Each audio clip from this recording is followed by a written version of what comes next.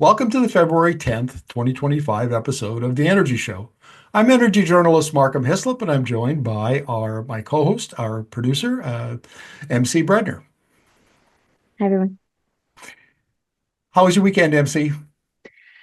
It was great actually. Well, other than my whole family got sick, it was really nice. Oh dear.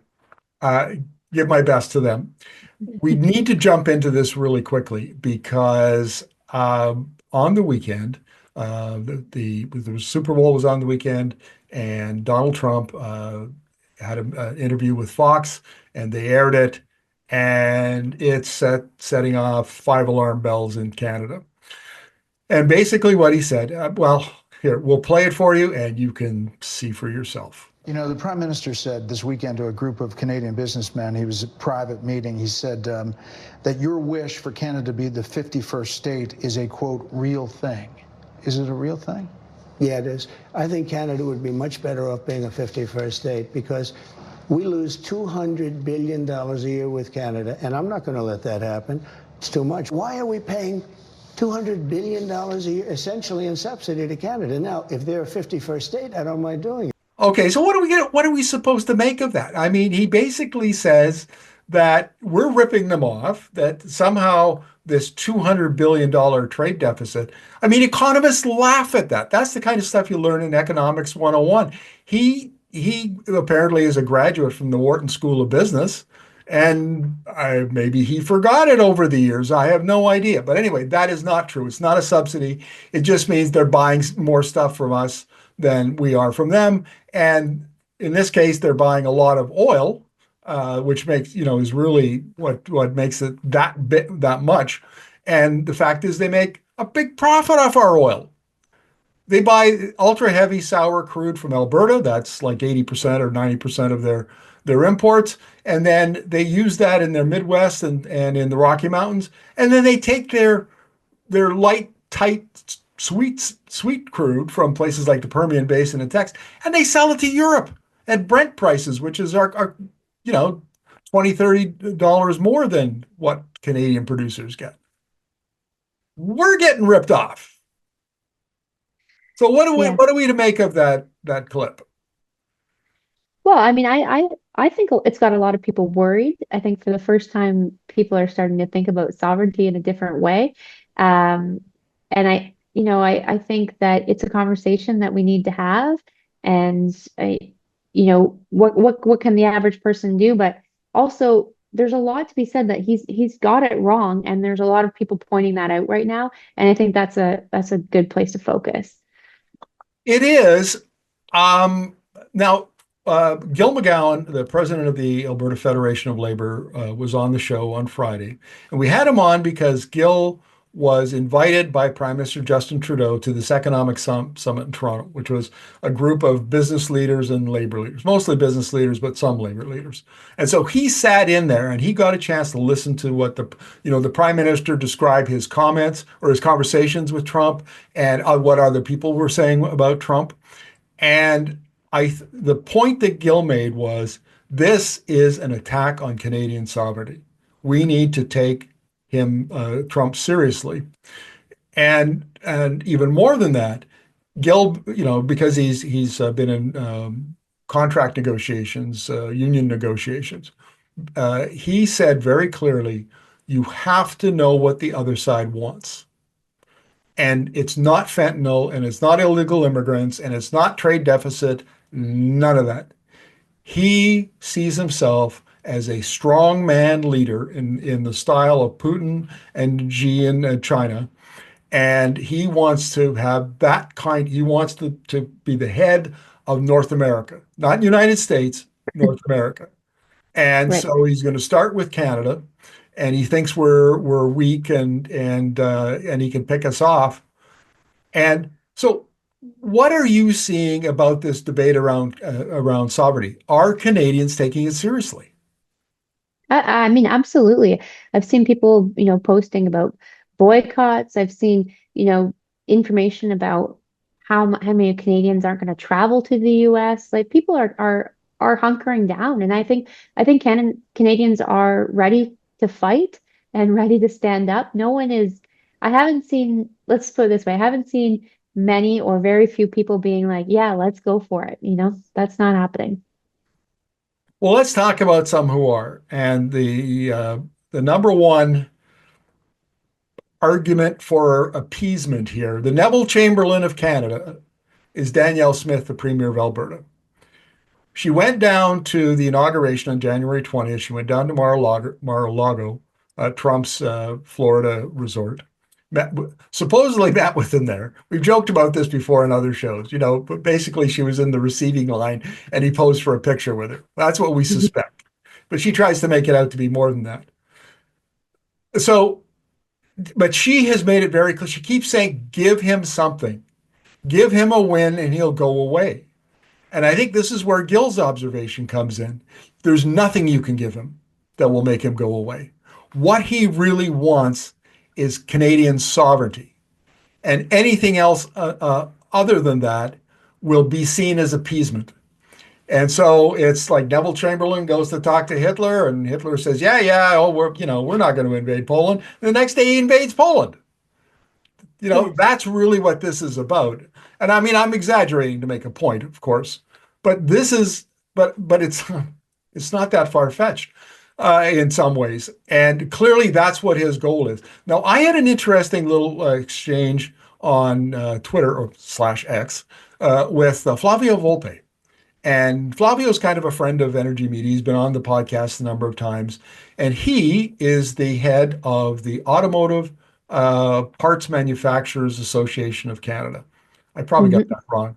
It's a really weird acronym, but that's the group he heads up. So he was also at the summit, and he often talks to government leaders, both at the federal and provincial level.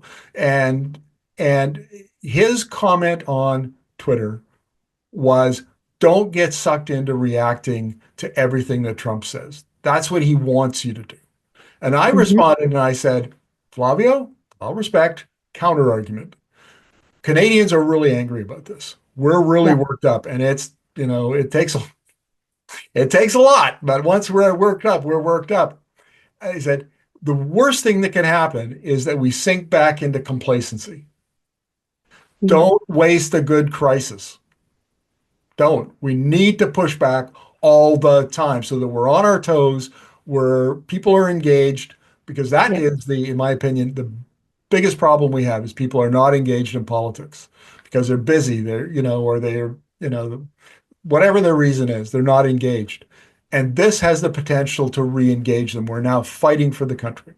Now, so in your network, is that kind of what do people think about that argument? Engage versus not engage.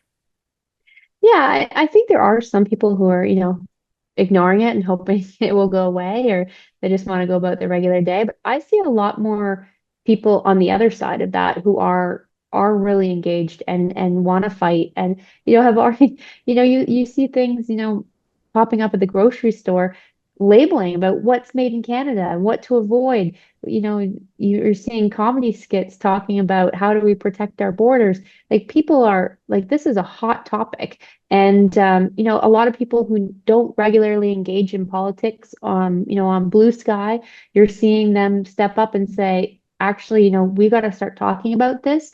So I think it's kind of across the board that people are getting fired up. Yeah, I that's my sense of it too. And they're taking polls about what Canadians think about Trump, and it's like 90% of Canadians hate Trump. Yeah, Yeah. probably it's only 85. What do we, right?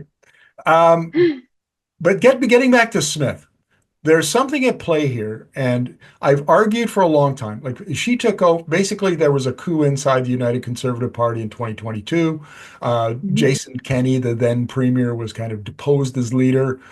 Smith ran and won it became, I think it was in fall of 2022, she became premier.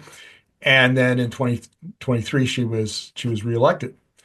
So throughout all that time, and one bit of important information, prior to her being chosen leader of the UCP, she was an oil and gas lobbyist. She was a registered lobbyist. And she was the one who proposed R-Star, which was a basically using public funds to clean up the oil and gas liabilities, like abandoned wells and gas plants, Hmm. pipelines, and whatever that absolutely litter the Alberta, rural Alberta. And she said the law says industry has to clean it up. She said, no, we're going to pay for a bunch of that ourselves. Now, apparently, it was a $20 billion tax credit program. I think it was Professor Andrew Leach from the University of Alberta who estimated it would actually cost Alberta about 6 to 8 billion, something like that. Yeah. That's not chicken feed. No. That's a lot of money. So that's where she comes from, and she has basically supported the oil and gas industry from the moment she became premier. And my take on this, because here at Energy Media, we do a lot of international work, and and the evidence is overwhelming that we are in a global energy transformation of the global energy system. And we agree with the International Energy Agency and many, many other energy modelers who think that by 2030, oil demand is going to peak, right? So that then disrupts the industry. And Right. disruption is coming, and we'll, again, a grist for another show, but we'll demonstrate where the disruption starts and how it works its way down through the global economy into Alberta. And it's not far off. Intense disruption in Alberta. And the incumbents in Alberta, primarily the oil and gas company, the electrical utilities, and the business community are all want protection from that disruption. Disruption. Yeah. And they see disruption, they interpret it as coming from Ottawa. Yeah. Ottawa is imposing clean electricity regulations, an oil and gas emissions cap, a clean fuel regulations, on and on and on. They're mean to Alberta. I mean, come on, they won't give them every pipeline that they want. So they're mean to them. And so, they complain. But that's her role. That's Yeah. her role, is to put up a big shield around Alberta and keep out as much of that disruption for as long as she can so the incumbents aren't threatened. Right. So, are we surprised then that she would try to appease Donald Trump? Of course not. It's kind of the obvious conclusion, isn't She's making Alberta great again. it? Ooh, ouch. But that's been the subject of a couple of cartoons, so Yeah. we appreciate it. But this is a real problem, and what happened after she suggested appeasement? Like she put Alberta sheriffs down on the border. Supposedly, I don't know Yeah. what they were looking for. Maybe illegal immigrants, coming across in the middle of winter in January. Can you imagine in a January in Alberta? Some poor folks from, I don't know, the Middle East or Africa, traipsing across the middle, the wheat fields of southern Alberta, crossing the border at 30 below. I Yeah. mean, It's it's craziness. Or fentanyl, where yeah. all they found is 19 kilograms of fentanyl came into the United States from Canada. So anyway, but she did that to give Trump a win. That's what she said very clearly. You got to give this guy a win. He's got to come out of every negotiation feeling that he's won. And so here, let's give him a win. And so what did Trump do over the weekend? He slapped 25% tariffs on Canadian aluminum and steel. Yeah. So appeasement works real well, apparently. Well, and I mean that the steel issue has been resurrected. I mean, that's been going on for quite some time, but that will kill, that will really hurt the industry in Canada. And I mean, that's what I feel like what he's trying to do is he's just trying to create some pain, create chaos. And right now it's working. And how much more what's Danielle Smith's next move? What do you think she's going to do next? I I think she's going to continue with this strategy. I mean, she's kind of boxed in. She's boxed in now because Yeah. the rest of Canada, with the exception of Saskatchewan, Scott Moe, right? He's like the little Danielle. Whatever Danielle does, Scott Moe's going to do. Danny and Scott. Yeah. So those two are together, but the other premiers and the three territorial leaders very much embrace the Team Canada approach. So everybody has to share. And I don't understand. I mean, I get it why oil companies. Now think about it. If you had to curtail production or you put on an export tax in, for oil going into the United States, and that raised the price, and then your demand suffered. Yeah. Let's say that happened. So what are the consequences? Well, we've got an industry that is under intense pressure from investors to return to maximize returns to shareholders in the form of higher dividends and share buybacks. And share buybacks basically prop up the price of Right. the stock price. Hmm. And I've not 2024, I haven't done it yet, but 2023, I was looking over investor presentations from the oil companies, and they were promising a minimum of 75% of their free cash flow. So that's, like everything after you pay for everything and Yeah. take care of all your obligations, and you have this cash, they're going to give it back to investors. And one, Suncor, even promised that they would give up to half of the remaining 25% if they had a good year. And now what I'm hearing is, and I have to go check this, but other companies are giving 100% of their free cash flow. They're under pressure because the oil and gas industry for the last decade has underperformed relative to other sectors, particularly tech. So if you want to, if you want to maintain your stock price, which is that's basically what keeps the CEO in his or her chair, you need to keep the investors happy, and that's what they're demanding. So if you have to curtail production, which means your revenue goes down, or Right. there's an export tax that then lowers your exports and your revenue, what's going to happen? Your revenue goes down. Maybe you're going to be a smaller profit, maybe no profit this year, maybe next year. Who knows? We don't know. And probably the CEO might lose his job, her job. Yeah. And then on top of all of that, um, on top of all of that disruption, the stock price is going to fall. And and I know what I forgot. Government revenue. Do you Right. remember it was only just a couple months ago that the Alberta finance minister said, if the price of oil drops below $70, we might run a deficit. Now, Yeah. last year, if I remember correctly, Alberta had $24 billion of oil and gas royalties. 20 went into the general budget, general revenue, and the other four were put into like the Heritage Fund and other programs. Right. So what happens then? And we've asked this many times on Energy Media. We say, what happens if instead of the best case scenario out to 2050, what if it's the worst case scenario? Hmm. And price, oil peaks in 2030, then Right. it declines, prices go down, revenue goes down, the companies start laying off workers, the business community is hurting, lots of failures, and government revenues are affected.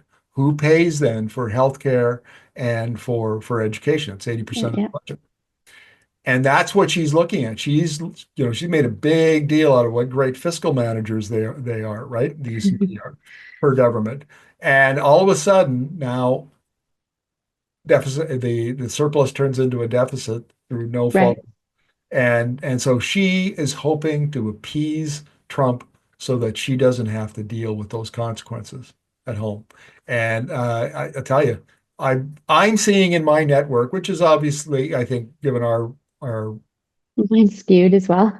yeah, I mean, we're not, our readers are generally, I would not say, are strong UCP supporters. We're kind of in the middle of Yeah. the politics in Alberta. But in the networks that we have on social media, people are mad. Boy, are they Yeah. mad. I assume you're seeing the same thing.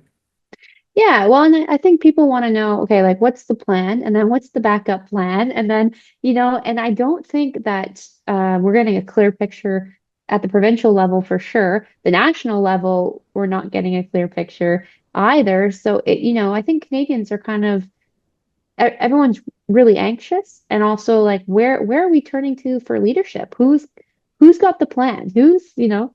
What's going to come next? Yeah, I think that's a big problem. There's really no plan. Now, I just want to make a point here. We need to take a victory lap here at Energy Media, because it was not that long ago, it was just before Christmas, that we were doing a podcast, and I wrote a column, and I said, and I did a bunch of radio in Alberta. So where's the plan B? Yeah. Where is the plan B? There is no plan B. And it came out of a press conference in 2023 at the World Petroleum Congress in Calgary in September, where I went to the press conference. And when I got my two questions to ask the premier, I said, well, because they had been dumping on the International Energy Agency throughout the 3-day event. And I said, there's a lot of other forecasters who agree with the IEA or are pretty close to the IEA, and she dunked all over them again. I said, but uh, if that doesn't come about, like, is there a plan B here? Like, Yeah. worst case scenario, right? What does mom say? Hope for the best, plan for the worst. Alberta, plans for the best. What, worst? What are you talking about, worst? So my question was, where's the plan B? And she made it very clear in her answer, which was a non-answer, that there is no plan B. And we've not seen any evidence since then that they're even thinking about a plan B. They rolled the dice. They rolled the dice. And now Trump has sort of smoked them out. That Right. they have not done adequate planning. They have not thought ahead. And to be honest with you, the same could be said of the federal Liberals. Absolutely. Yeah, I'm not happy. I'm not happy with Justin Trudeau and Jonathan Wilkinson. I mean, I went to a press conference last year in Vancouver and asked the Minister Wilkinson, he's Natural Resources Minister, which is kind of our energy minister. And I said, what's your industrial plan? Like, what's the plan to do like USA and Europe and China, and encourage the clean energy manufacturing and then the deployment of it? And he said, well, we've got an industrial policy. It's carbon pricing, subsidies, and regulations. Yeah. No, that's not, and you don't really have a plan around economic development tied to new energy technologies. So Mhm. from my point of view, the Liberals it's pretty weak sauce up there. So it's not like they have a big plan B either. Now, to give the prime minister his due, he called the summit. They started talking about, look, we need to push back. We need to Yeah. strengthen the ties that bind the provinces. Lower interprovincial trade barriers, for example, would be a big one. So let's have more east-west trade Yep. and less focus on north-south. And all of that is good. But he's got this committee that's advising him, and I think the plan is to get a plan. They're planning to plan. Is that your takeaway? Yeah, absolutely. And I think you hit it right on, like nail right on the head there around, we don't have, we don't have a clear picture. I think part of the problem too is that no one really knew what Trump was going to do. So it's hard to plan for somebody as erratic as Trump. But, we should have something. We should have an idea about where we want to go. And I don't think that that's been clear for some time. One of the things that distresses me, and we'll maybe close the show with this, is that as soon as this broke, and the usual suspects immediately began braying for pipelines, which in Canada is a Yes. huge issue, right? We had the Northern Gateway, 525,000 barrels a day, Northern Gateway out to West Coast canceled. The Energy East, I saw various estimates, but around 1 million barrels a day in 2017. Company pulled the application. Right. Um, for whatever reason. Keystone XL, everybody thought that was going to go ahead. Obama canceled it. Trump came back in his first administration, reapproved it. They didn't make enough progress. Biden came back, canceled it as one of his first acts. when he got to office. Keystone XL is dead. Nobody's going to revive that. It's toast. There's three Yeah. big pipelines, and so immediately the usual suspects are start talking, demanding, we need more pipelines. We need more pipelines. And I had a great interview today with energy economist Kevin Byrne from S&P Global. And Kevin has been working, I've been interviewing for a decade, I'll bet you. And he has taught me more about the oil sands than, I mean, I owe a lot of what little I know to Kevin. I mean, he's taken the time out to explain the complexities of heavy crude, of markets, global markets, regional markets like North America, where the refining capacity is. There's about 10 and a half million barrels a day of refining capacity for ultra heavy sour crude. That's most of what Alberta Yeah. produces. 5.5 million barrels a day of that is in the United States. And we provide about 3.2, 3.3, 3.4 million barrels a day. We're the big kahuna Yeah. in the American market. And the thing that we need to understand is that 50, 60 years ago, when our industry here in Canada was controlled by American oil companies mostly, they all decided that they would take the cheap oil, the cheap heavy crude in Alberta, bring it down to the American refineries, and then they would sell their cheap oil over, their more expensive oil, higher value oil, Yeah. yeah, to Europe. And so, well, let me back up. They decided to integrate the Canadian, American, and Mexican to some extent oil and gas systems. So most of the pipelines run north and south. Uh, Yep. the refineries for the most part are in the U.S. It's not like we put refineries in Alberta and then ship gasoline all over the place. No, we ship the oil in the rawest form we can, with some exceptions. There's 1.1 million barrels a day of synthetic crude that's created in upgraders, and that's a much higher value even than Brent. So that's a caveat we should acknowledge. But nevertheless, the point of here is highly integrated north-south oil and gas system that traps both the producers in Canada and the customers, the refiners in the United States. They can't get light sweet Yeah. crude to replace ours. Kevin told me something today I didn't know. Back when the refineries were adding extra kit in order to refine, do the extra processing for the ultra heavy sour crude, the cost to them to do that was over $100 billion. It was Wow. very, very expensive. And these companies have made that investment. They don't want to run, they want to maximize the investment they made in running heavy crude, right? Right.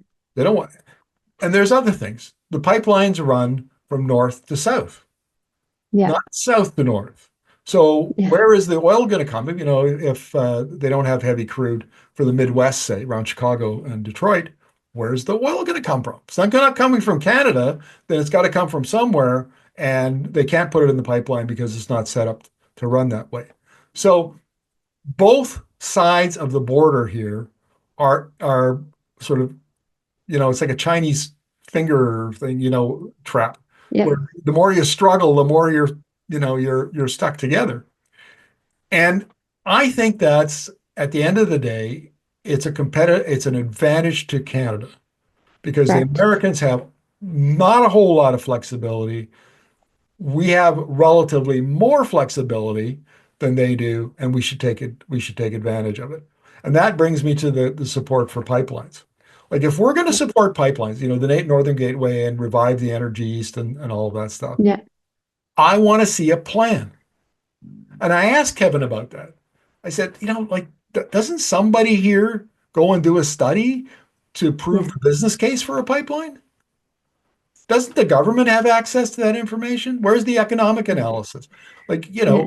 where are the potential customers for this? We know that there are 1.8 million barrels a day of heavy crude refining capacity in China, Russia, and Southeast Asia. No, so China, India, and Southeast Asia. Where's the rest of it? What's petrochemical demand? What, Yeah. like if Show me the facts. yeah, show me the money. Show me the Yeah. business case. You know how I operate on Yeah. social media these days, right? I say, here's my argument. Here's the evidence, the data. Here's the expert opinion that to back up my argument. If you want to counter, you're more than welcome to disagree with me. Show your math. Show Yeah. your work. Otherwise, shut up. Because Well, I otherwise, think you're bringing up a really important point too, is that I don't think until now Canadians or Americans even knew how much like trade we really had going on, especially around oil. Like you watched Jon Stewart like making a joke about it, like we get all this oil from Canada, like who knew? And so I think that's like a bit like people are waking up to the fact. And I mean, I would wonder how many of those facts that Trump had before he's been making these decisions too. yeah, that's true. I saw a poll that showed that only 22% of Americans understood that the U.S. gets most of its imported oil, about 60%, Yeah. from Canada, and the rest thought it was Saudi Arabia and OPEC Yeah. countries and that kind of stuff.